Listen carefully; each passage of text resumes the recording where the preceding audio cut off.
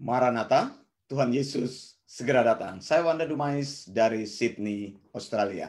Saudara yang dikasihi Tuhan, hari ini saya ingin bicara tentang berdoa di dalam Roh Kudus. Mari kita lihat ayatnya dalam Yudas 1 ayat 20, akan tetapi kamu, saudara-saudaraku yang kekasih, bangunlah dirimu sendiri di atas dasar imanmu yang paling suci dan berdoalah dalam Roh Kudus. Saudara yang dikasihi Tuhan, ayat ini tidak pernah memaksudkan bahwa berdoa di dalam Roh Kudus adalah berdoa di dalam bahasa roh. Saya mau tegaskan ini. Mengapa? Karena apa yang disampaikan oleh Rasul di sini bukan mengenai sebuah bentuk doa, tetapi Rasul jelas menekankan tentang pelayanan pribadi Roh Kudus. Saudara yang dikasihi Tuhan, rasul-rasul mereka mendapatkan pengajaran langsung dari Tuhan Yesus. Tuhan Yesus mengajarkan kepada mereka sound doctrine, lalu mereka meneruskan sound doctrine tersebut, dan Alkitab katakan mereka mempercayakan sound doctrine kepada orang-orang yang dapat dipercayai.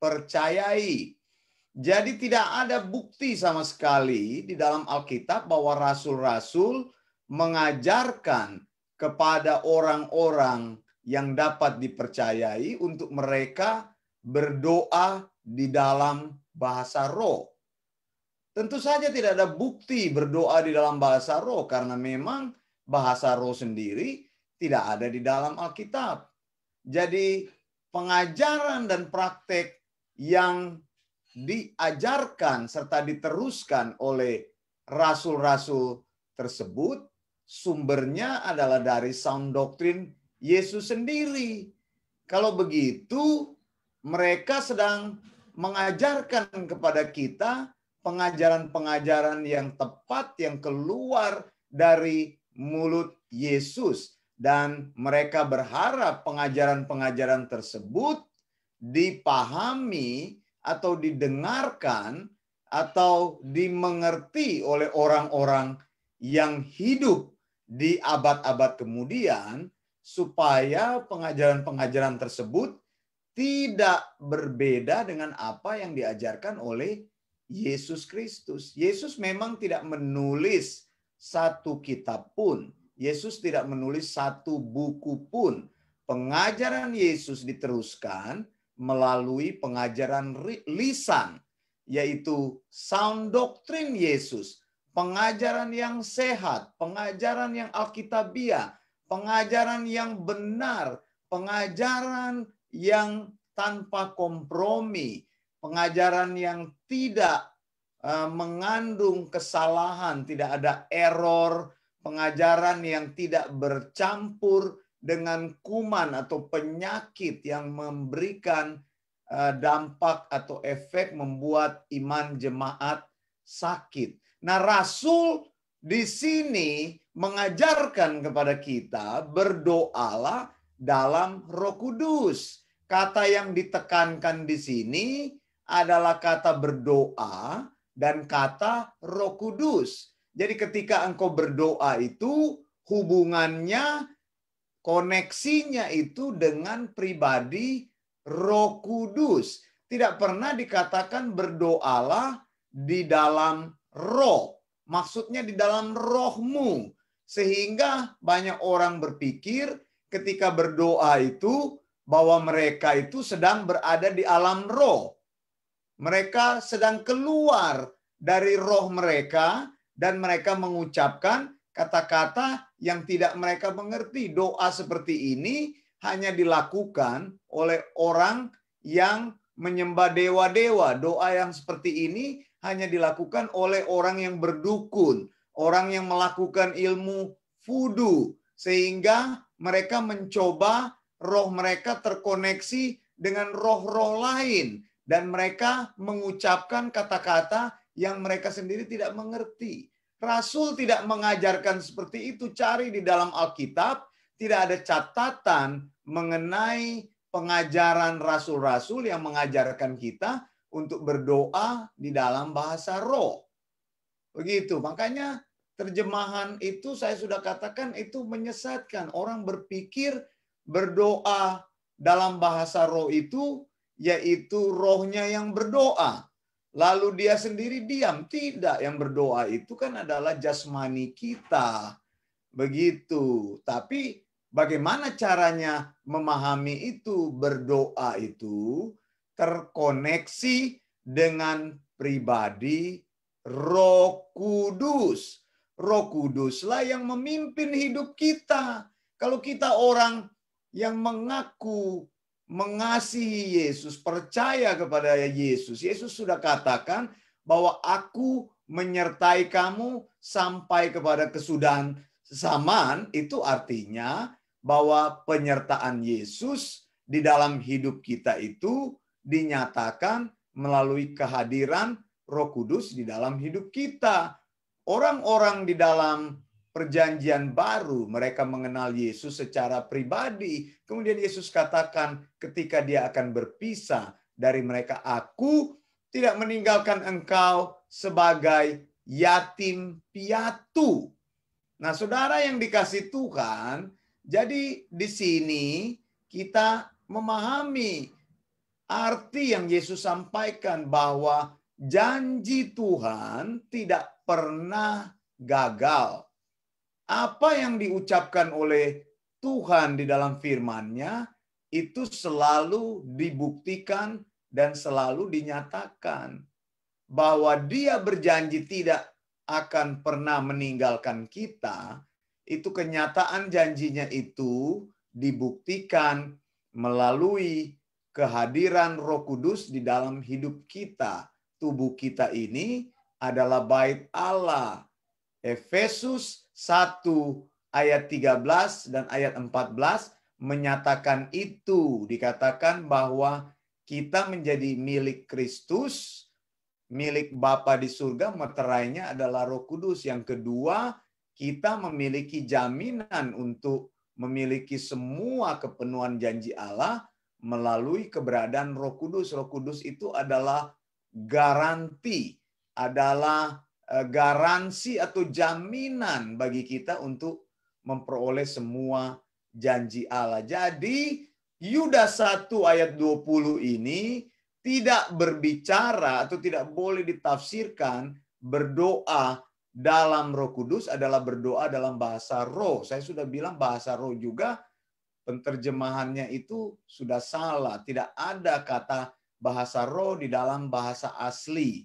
Begitu. Sehingga Alkitab kalau kita tafsirkan memang betul-betul menjadi harmonis. Kalau saudara mencoba menafsirkan satu bagian keluar dari semua pemahaman firman Tuhan yang sudah tertulis, maka pengajaran-pengajaran kita tidak akan menjadi harmonis. Alkitab harus ditafsirkan dengan benar dari Kejadian sampai Wahyu ke-66 kitab tersebut. Alkitab merupakan kitab yang sudah kanon, kitab yang sudah selesai, dan tugas kita adalah melakukan eksegesis sehingga kita menghasilkan ajaran yang sound doctrine. Ajaran yang sound doctrine itu akan kita hidupkan dalam hidup kita. Ini maksudnya, bukannya sebagian orang katakan masih ada kitab yang belum selesai. Ya, kitab apa yang belum selesai? Kitab Kisah Para Rasul katanya, karena di situ menyatakan tentang peran Roh Kudus. Lalu kalau Roh Kudus bekerja zaman dulu, makanya kita melihat pekerjaan Roh Kudus lebih luar biasa bekerja saat ini. Betul, Roh Kudus bekerja dengan luar biasa, tapi penulisan, pewahyuan Alkitab sudah selesai. Dan pekerjaan-pekerjaan Roh Kudus tidak pernah bertentangan dengan firman yang tertulis. Bagaimana mungkin Allah mau menyangkali firman yang Dia ungkapkan kepada kita? Pewahyuan yang sudah Dia nyatakan kepada kita adalah pewahyuan yang final, yang absolut, dan tidak pernah bertentangan satu sama lain. Tuhan menyatakan diri kepada kita supaya kita bisa memahami pribadinya, bisa memahami ajarannya, dan bisa hidup di dalam ajaran tersebut. Nah, saudara, di dalam Tuhan, berdoa di dalam Roh Kudus itu jadi menyatakan bagaimana tentang hubungan kita dengan Roh Kudus, dengan pribadi ketiga Allah tersebut. Kita harus selalu terkoneksi dengan Roh Kudus, bukan kita menyangkali kehadirannya di dalam hidup kita dengan praktek ngero-ngero. Banyak orang yang berkata, "Oh, Roh Kudus bicara kepada saya. Oh, hari ini saudara saya menuliskan karena saya mendengar Roh Kudus bicara." Bukan begitu caranya terkoneksi dengan Roh Kudus. Engkau sedang membangun cara-cara lain yang bertentangan dengan firman Tuhan. Cara terkoneksi dengan Roh Kudus adalah memahami kebenaran firman Tuhan dengan jelas dan menghidupi kebenaran firman itu dan mengajarkan sound doktrin kepada orang lain supaya orang yang sama bertumbuh di dalam kebenaran yang sama, bukan mengangkat dirimu sebagai Tuhan yang menyatakan bahwa engkau mempunyai wahyu yang baru. Saya mau bilang, kalau engkau dengar orang ngomong seperti itu, hindari orang tersebut. Saudara, saya mendapatkan suara dari Roh Kudus. Roh Kudus bilang ini. Saya mendapatkan penglihatan dari Roh Kudus. Roh Kudus bilang ini. Hari ini waktu saya menulis, saya mendapatkan kesan Roh Kudus bicara. Itu ada itu namanya Stephen Agustinus. Saya baca itu, di-share orang. Ini orang-orang yang share tulisan dia bodoh juga. Orangnya sudah bodoh menyampaikan, di-share sama orang bodoh. Yaitu penyesat di-share sama orang yang menyesatkan. Begitu, akhirnya menyesatkan orang lain. Jangan menyesatkan orang lain. Kita harus membangun iman satu sama lain, memberitahu orang bertumbuh di dalam iman, bukan membuat orang menjauh dari Tuhan. Caranya apa? Mengajar orang untuk mendekat kepada firman Tuhan. Saya kalau yang sesat-sesat, saya langsung tegas bilang itu sesat. Ini si Stephen Agustinus memang dia dari aliran sesat, mendapat ajaran dari seorang di Malaysia kalau saya nggak salah. Ajaran-ajarannya nubuat yang tidak pernah terbukti. Lalu bawa ajaran ke Indonesia seperti itu. Lalu di-share itu ajaran-ajaran itu. Anda yang sudah sekolah teologi, ya sudah master teologi, jangan share tulisan yang sesat begitu. Masa sudah master teologi, teruskan tulisan-tulisan yang tidak masuk akal begitu dari orang begitu. Jadi kalau sudah sekolah teologi, pikirannya itu sudah berpikir cara-cara berpikir yang menganalisa dengan baik begitu, bukan hidup di dalam ngero-ngero. Nah, saudara yang dikasihi Tuhan, berdoa di dalam Roh Kudus itu adalah berdoa dengan bantuan Roh Kudus, terkoneksi dengan Roh Kudus. Roh Kudus menggerakkan kita berdoa, memampukan kita berdoa, memotivasi kita berdoa, pribadi yang memberikan kepada kita energi untuk berdoa.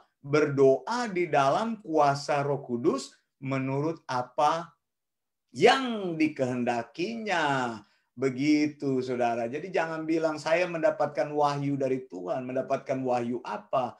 Yang mempunyai wahyu itu hanya orang-orang yang dipilih oleh Tuhan secara khusus. Jadi pewahyuan itu disampaikan melalui orang-orang khusus yang mempunyai kemampuan untuk menyampaikan wahyu dan dituliskan oleh orang-orang yang Tuhan pilih secara khusus.